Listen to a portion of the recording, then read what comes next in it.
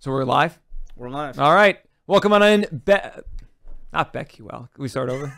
Yeah, I mean, it's just going. So. It's not live. It's not really live. No, I could make it live if you wanted to. I figured. No. Welcome on in. WIP Daily right here. Appreciate everyone listening, subscribing, following. And as you could tell, we're in our cool podcast studio, which I think Tucker and I have done one podcast episode so far. I know Go Birds is in here sometimes, and a lot of the BetQL shows, which is why I was thinking about that as we started the show. But I wanted to talk today about the Eagles and the coordinator situation because, look, the Eagles are 2-0, and I think for a lot of people, that's all that matters, right? 2-0 is 2-0, but it doesn't look right. It doesn't look like it did last year. They don't look as dominant, and it's hard not to look at the two guys that were here last year, Shane Steichen on the offensive end and Jonathan Gannon on the defensive end, and say, all right, is this a bigger issue than we thought? And again, we'll get to the defensive side in a second with Gannon, and I know people don't like Jonathan Gannon, but did the Eagles actually upgrade with these two new coordinators? And I think through 2 weeks, the obvious answer is they haven't. Now, maybe the gap can be made up. It could be just like last year, and it's just a matter of, continuity and the players they have on the field. But right now, they don't look as good on either side of the football. Let's start with the offense because that's the one it hit me. I think it hit Tucker yesterday watching. So the Eagles' offense so far has been choppy, up and down, not great. Those we could all use all those kind of words. Meanwhile, in Indianapolis, Shane Steichen has the Colts at 1-1. They won yesterday.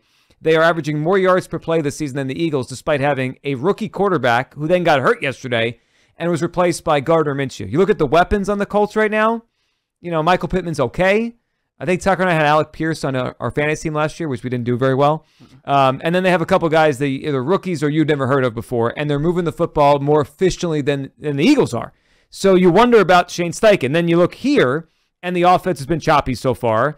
And Tucker, it's just hard for me not to look at it. Elliot and I talked about it on the midday show today. It's really hard for me not to look at the Eagles offense the past 3 years at the games Steichen calls the plays versus when he does, right? We have 2 games to sample this year. He's not here anymore. Right. And then at the beginning of the 2021 season, this is a top 5 offense, or top 5 to 7 offense, I would say, in totality, with Shane Steichen calling plays.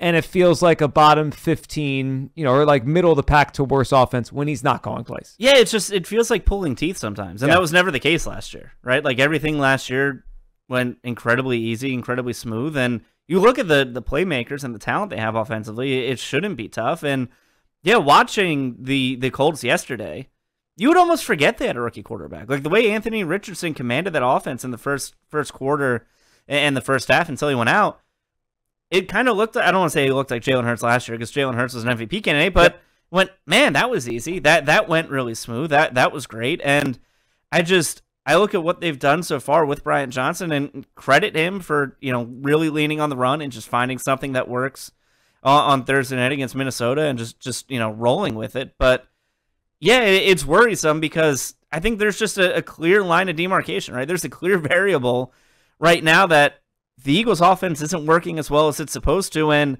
I think the guy that everyone thinks or the guy that everyone knows is best at fixing it is currently the head coach of the Indianapolis Colts. Yeah, he's not here, and that means Brian Johnson is. And I don't think any of us know exactly right now how much of this and the choppiness on offense is Brian Johnson's fault versus how much is Jalen Hurts' fault versus how much is Nick Sirianni's fault, but there's something missing here. It's not flowing as well. The passing game has really been disappointing through the first couple games. And it's a smaller sample, but, today on the show, we were going back, Elliot and I, and we were looking at Jalen Hurts' first couple games last year versus this year.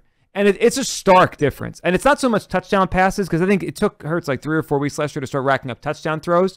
But I think he's thrown for about 200 less yards the first 2 games, and he's run for about 70 less yards. There's just less explosiveness to the offense. And, I think we had this false sense of security on offense. That, okay, most of the players are back. So, just kind of plug and play. Well, defenses have adjusted to that offense. They have to adjust back now. And I think there's a skill to setting up the defense as an offensive play caller. I always thought Doug Peterson was great at this. Is Doug the smartest offensive play caller? Is he the most original play designer in the world? No, I don't think so. We know a lot of what he does and what he did. He took from the Andy Reid playbook and that tree, and that's fine. It's effective. But I thought Doug was really good at is setting up the defense, running one thing and making it look like one thing, and then he comes back with something else, and the defense doesn't know what's coming. Shanahan does that well. McVay does it very well in terms of setting up a defense, and Doug did it really well, still does. I'm not sure if Brian Johnson is failing at that or not at that point yet, but they have to fix it because, we'll get to the defense. If the defense continues to allow points and yards, the offense is going to have to pick up the slack. I mean, I think that's coming into the year, that was an expectation. The offense would carry them while the defense found their way. And I'm not really sure if that's happened yet. Tucker, it's really weird to look at this team through 2 weeks because they've won and they've been successful in some areas, but a lot of this is just turnover stuff. Like, they have gotten incredible turnover luck their first couple weeks that, I'll just put it this way. They need to play better to keep winning games because if they keep putting the same offense and defense, efficiency on the field, they won't keep winning at this rate. No, I think we talked about it after week 1 that the reason they won was because of the turnovers, and they got thoroughly outplayed by the Patriots. You kind of look at every offensive category. Yep. Mac Jones and that offense outplayed Jalen Hurts and the Eagles. And you look at last week, and sure, it might have looked like a blowout, and they scored like 20 points in like a 3-minute span, but it was all aided because they lost 4 fumbles. Mm-hmm. I mean, the Minnesota Vikings literally handed that game to the Eagles towards the end of the second quarter and into the third, and that isn't something I think you can count on, right? Like, I don't think you can count on a guy losing 4 fumbles every week. So it's become a weird situation because sure, you are what your record says you are, but I also think the Eagles are incredibly lucky. And I don't know, certainly maybe they deserve the benefit of the doubt because of what they did last year, but I think you look at the Eagles and compare them to teams like San Francisco, who's played really well. You compare them to Dallas, who's been unbelievable through 2 weeks, and I wouldn't put them in that echelon. Like, I wouldn't put them in that tier with them right now. I think they're a step behind the 2 teams that they want to compete with for the NFC title. Well, I agree. Peter King has power rankings today. Had Dallas 1, I think San Francisco 2, the Eagles below that. One quick thing on the offense, just in terms of how they're winning and how it doesn't really feel sustainable this way, and then we'll get to the defense, because I know Tucker and I both liked Steichen, and I'm not surprised we agree they missed Steichen. I'm curious what he thinks about the other side of the football, but how about this stat? And this blew me away.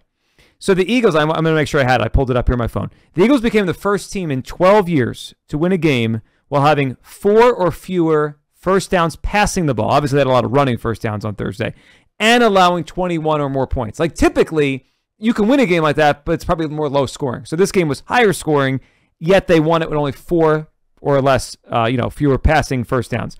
The last time a team did that was the 2011 Broncos. When I say that, you know what comes to mind. Tim Tebow. It's the Tebow. Like, the last time we saw a win like that in the NFL was like the height of Tebow mania. It's just hard to win like that in the NFL. The offense has to be better. I think they miss Shane Steichen a lot. All right, let's go to the defense. I mentioned that right now the Eagles they have yet less yards per play on offense than the Colts, which is surprising because the Eagles are supposed to be way better than the Colts offensively. Steichen's obviously a variable there. The Eagles are also allowing more yards per play on defense than Jonathan Gannon's Arizona Cardinals. Look, it's been 2 games. The Cardinals faced off against the Commanders, Sam Howell, the Giants, Daniel Jones, mediocre and then below that kind of quarterback. So it's not crazy they've gotten off to an okay start, and they have lost both their games. What do we make of this? Because I think people just assumed, a lot of fans assumed, anything's better than Jonathan Gannon. And I'm going to say that I'm going to place less blame right now on Desai than I do the offense on the coaching, because I think the coaching is getting out-coached on offense. I think Desai's big issue right now is personnel. I think they're lacking at personnel compared to what Gannon here last year. Gannon might be better scheming than anyone gave him credit for. His teams are in these games somehow in Arizona. But Tucker, I'm less that this is because they don't have Gannon and more because I think Desai's in a bad spot personnel-wise. Like, he's without Avonte Maddox now. The safety position has been not so good so far. I mean, Blankenship was pretty good the first week, but they didn't have him the second week. They're just weak at linebacker. They're weak at safety. And at corner, they've got a lot of young guys right now, and Hassan Reddick hasn't done anything yet. So I'm not in the camp that they miss Gannon yet.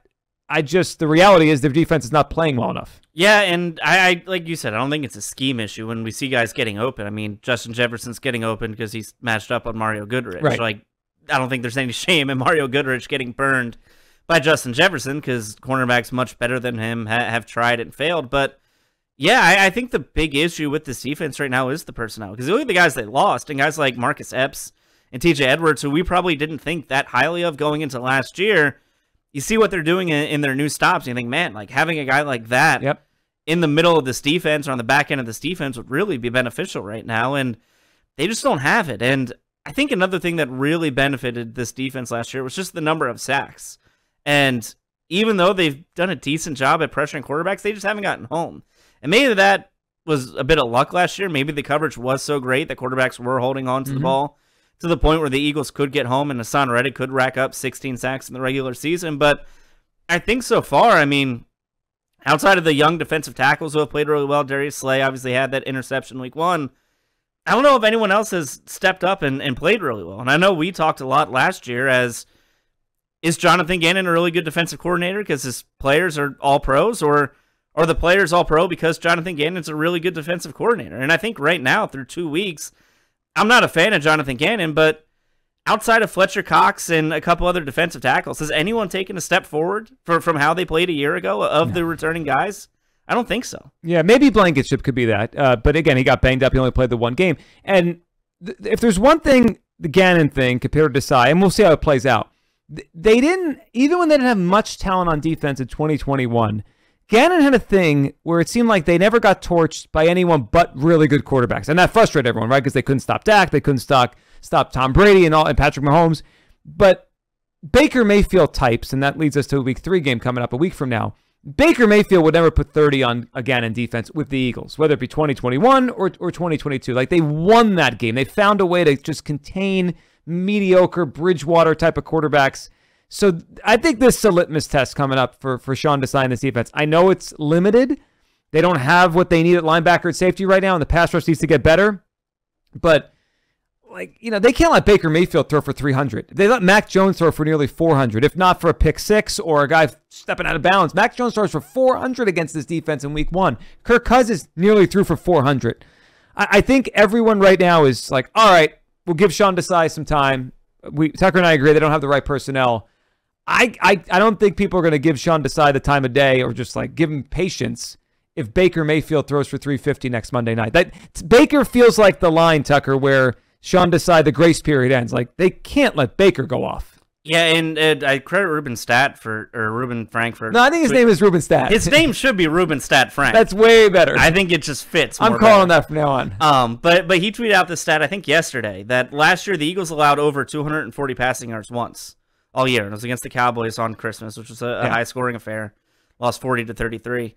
They've allowed 300 yards in back-to-back games passing. Like, this is something that we didn't see at all last year. And them winning have kind of, you know, forced us to maybe turn a blind eye to that, and winning cures all. But right now, through 2 weeks, you have a defense that has put up 2 performances that we never saw last year, save for one game on Christmas Eve. I mean, this is back-to-back performances now where I think if you put it next to what they did a year ago, it would rank at the bottom, or at least near the bottom. Yeah, they have a coordinator issue on offense right now. I don't think they have one yet on defense, but that'll be determined. Sean Desai's got to get this defense playing better, even with limited personnel. Appreciate everyone listening, subscribing, following, of course, our YouTube page, which is where you're watching this one right now, the 94 WIP YouTube page. Subscribe, follow, daily podcast on the WIP daily feed, including our new podcast studio. And who knows, next time we might be wearing Eagles helmets. There's a rumor out there that could happen. Thanks so much for listening. We'll talk soon on WIP Daily.